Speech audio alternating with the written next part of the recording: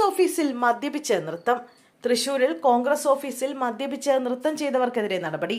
ഒല്ലൂർ നിയോജകമണ്ഡലം committee secretary Tito Thomas അടക്കം 3 പേരെയാണ് സസ്പെൻഡ് ചെയ്തത്. Office secretary Joy K G, പ്രവർത്തകനായ മനാഫ് എന്നിവർക്കെതിരെയും നടപടിയുണ്ട്. തൃശൂർ മണ്ണുത്തി മണ്ഡലം കമ്മിറ്റി ഓഫീസിലാണ് സംഭവം. കോർപ്പറേഷൻ തെരഞ്ഞെടുപ്പ് സമയത്താണ് ഇവർ ഓഫീസിൽ മദ്യപിച്ച് നൃത്തം ചെയ്തത്. സമൂഹ മാധ്യമങ്ങളിലൂടെ ദൃശ്യങ്ങൾ പ്രചരിച്ചതോടെയാണ് നടപടിയുണ്ടായത്.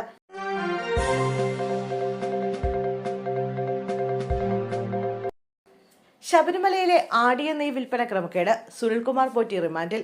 ശബരിമലയിലെ ആടിയ ശിഷ്ടം നെയ് വിൽപ്പന ക്രമക്കേടിൽ ദേവസ്വം ബോർഡ് ജീവനക്കാരൻ സുനിൽകുമാർ പോറ്റി റിമാൻഡിൽ.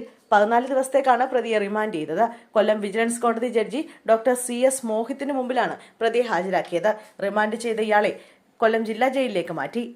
വിജിലൻസിന്റെ പത്തനംതിട്ട യൂണിറ്റാണ് പ്രതിയെ അറസ്റ്റ് ചെയ്തത്. കേസിലെ 13ാം പ്രതിയാണ് സുനിൽകുമാർ പോറ്റി. ഉദ്യോഗസ്ഥരും ജീവനക്കാരുമടക്കം ആകെ 33 പേരാണ് കേസിലുള്ളത്. കീഴ്ശാന്തിയായിരുന്ന ഇയാൾ ശബരിമലയിൽ ഡ്യൂട്ടിയെടുത്ത ശേഷം ആടിയ ശിഷ്ടം നെയ് കൗണ്ടറിന്റെ ചുമതലയാണ് ഉണ്ടായിരുന്നത്.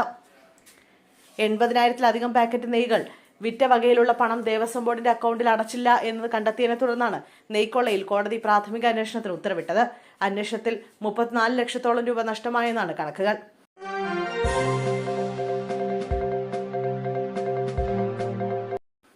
+2 വിദ്യാർത്ഥി ഷോക്കേറ്റ് മരിച്ചു. കോഴിക്കോട് കാക്കൂർ പാവണ്ടൂരിൽ ഷോക്കേറ്റ് +2 വിദ്യാർത്ഥി മരിച്ചു. പ്രഷർ വാഷർ ഉപയോഗിച്ച് വീടിന് പുറത്തുള്ള തറ കഴുകി വൃത്തിയാക്കുന്നതിനിടെയാണ് അപകടം. പാവണ്ടൂർ ഹയർ സെക്കൻഡറി സ്കൂളിലെ +2 വിദ്യാർത്ഥി അഭിജിത്താണ് മരിച്ചത്. അഭിജിത്ത് ബോധരഹിതനായി വീണ് കിടക്കുന്നത് സമീപവാസിയാണ് ആദ്യം കണ്ടത്. വൈദ്യുതി ബന്ധം വിച്ഛേദിച്ച ശേഷം കുട്ടിയെ ബാലുശ്ശേരി താലൂക്ക് ആശുപത്രിയിൽ എത്തിച്ചെങ്കിലും രക്ഷിക്കാനായില്ല. മൃതദേഹം കോഴിക്കോട് മെഡിക്കൽ കോളേജിലേക്ക് മാറ്റി.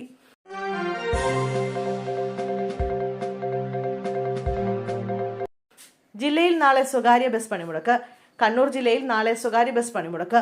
നാടാൽ വഴി തലശ്ശേരിയിലേക്ക് പോകുന്ന സ്വകാര്യ ബസ്സുകൾ അനിശ്ചിതകാലത്തേക്കും പണിമുടക്കും.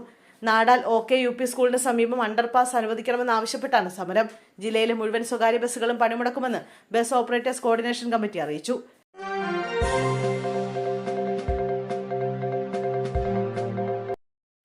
ശബരി റെയിൽപാത പദ്ധതിയുടെ പകുതി ചിലവ് സംസ്ഥാന സർക്കാർ വഹിക്കും.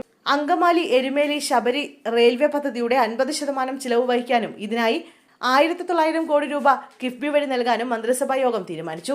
1997-98 റെയിൽവേ ബജറ്റിൽ ആദ്യമായി വിഭാവനം ചെയ്ത അങ്കമാലി ശബരി റെയിൽവേ പദ്ധതി കേരളത്തിന്റെ സമഗ്ര വികസനത്തിനും മലയോര മേഖലകളുടെ സാമ്പത്തിക പുരോഗതിക്കും അത്യന്താപേക്ഷിതമായ ഒരു സുപ്രധാന പദ്ധതിയാണ്.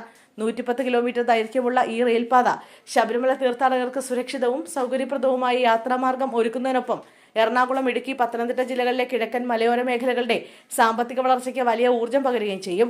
പദ്ധതി പൂർത്തിയാകുന്നതോടെ ദേശീയപാത 66 സ്ഥിതി ചെയ്യുന്ന അങ്കമാലിയെ പെരുമ്പാവൂർ, മൂവാറ്റുപുഴ, തൊടുപുഴ, പാലാ തുടങ്ങിയ പട്ടണങ്ങളുമായി എളുപ്പത്തിൽ ബന്ധിപ്പിക്കാൻ സാധിക്കും.